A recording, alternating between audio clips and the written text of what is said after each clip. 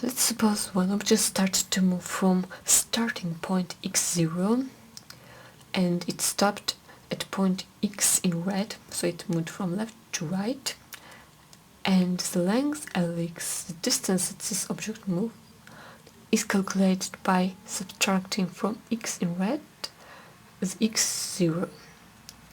So from this equation we also can calculate what x, the final position, is the simplest method. Lx will be plus x0, and velocity we know that is L divided by time, from where L is f multiplied by t, and this ft we can insert in L, so we get a new equation.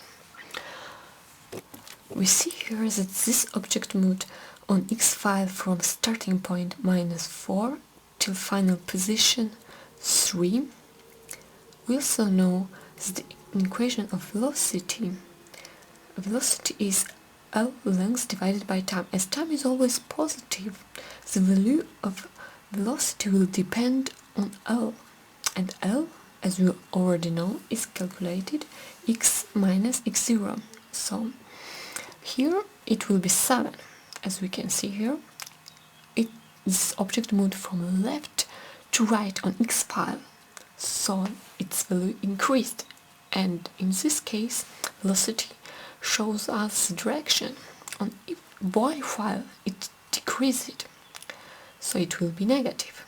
It went downward. In this example, the object moved from right to left on x file from starting point 4 till final position 1. The velocity is negative because on x file, when objects move from right to left, the velocity is always negative. And this velocity shows us different direction. The most important point from this conclusion is to know that the sign of velocity, if it's positive or negative, can show us the direction of the object. So, for example, if fx is negative, object on x file is moving from right to left. Here we have two equations of those two objects, and first step is to find out what each number in those equations means. So it's easy to see that 18 is the starting point of the car and -54 is the starting point of motorbike, and some more negative is the number of the starting point on x file, more or left it will be on x file. So motorbike is backward of car, and according to our equation it's also that 8 and 44 are velocity, and both of them are positive, so both of them have the same direction from left to right. Reaching meeting or collision on two objects means that they will have the same coordinate at one moment of time. It also can be a several moment of time. In this example, if Adam goes to the party at 5 o'clock and his friend Alex at 3 o'clock, they are not going to meet each other. If they will be both at the same place at the same time, they can meet each other.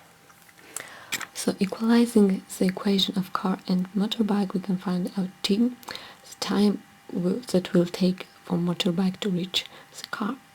And note that motorbike can reach the car because his velocity is 14, which is higher than of the car, which is 8, so it can reach the car.